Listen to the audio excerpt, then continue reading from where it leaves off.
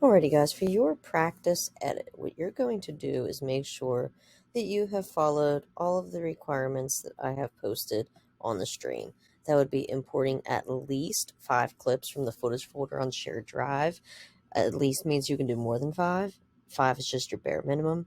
Make sure you mute the sound on your video clips that you import.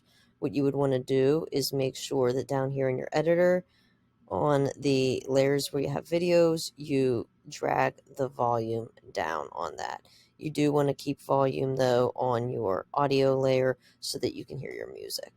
Another thing you want to make sure that you do is import a transparent logo from shared drive and insert it as a layer on top of a video. So as you can see here, if I go back to the very beginning and I zoom in just a little bit and I hit play, you can see that logo is here and it has been resized down to just play in the corner.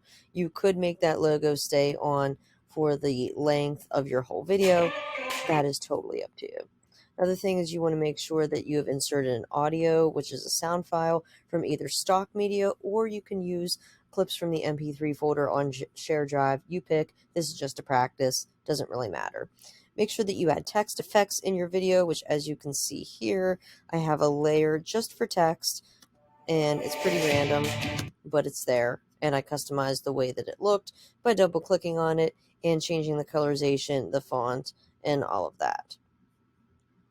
Okay, lastly, you want to cut and split clips. What I mean by that is don't show the length of the full clip. For example, if you don't want to use this entire clip of the middle school drone footage, you would find a position or a spot where you would like to trim it. You would click the scissors, you would delete the second part, and then that gives you room for more clips to be coming in. So say you want to edit out the beginning of a clip. You can do that just by finding a spot where you would like to trim it, select the part that you would like to trim. You can also shorten a clip down by doing this. This shortens and shaves off the beginning by finding that double arrow at the beginning. Let's see what it looks like now. Okay, so it flicks over like that. Okay. That is one of the requirements of cutting and splitting clips. And then lastly, you would like to trim down the end of the audio track to make it end with your video. What I mean by that is, as I keep playing this here, I'm going to zoom out actually so that you can see.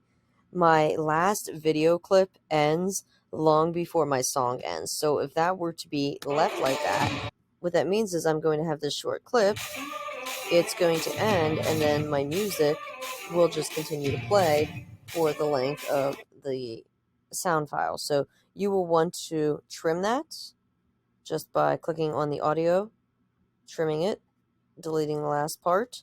If you'd like to do a fade out, it's very easy. If you click on the speaker and put a check on fade, you can do a fade out easily by adding a point on the blue line, maybe another point.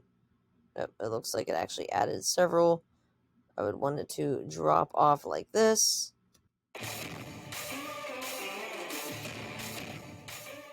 And then it starts to fade out. You may not want that to be up very high the whole time though. You know, it's up to you how you want to do that. But fade outs and fade ins are very nice. Pretty nice to work with. Okay, so whenever you are all done and you want to turn your practice edit in, you would click on the finish button up here. Now, if you're zoomed in too far or zoomed out too far, okay, I'm doing control plus, control minus. That finish button might be hiding. That's why I'm suggesting that you do control plus or control minus until you see that finish sign. Please, please, please give this a name. Don't just call it My Video 1. You're going to have no idea what My Video 1 is, you know, weeks from now whenever you're looking at all of your files. So I'm just going to back that up here, type in practice edit or my first edit, whatever you want to call it. You want to click set. You want to do HD, that is high definition. That gives you the best quality. And then for the destination, I always choose Google Drive so that it puts a copy of my finished video in Google Drive.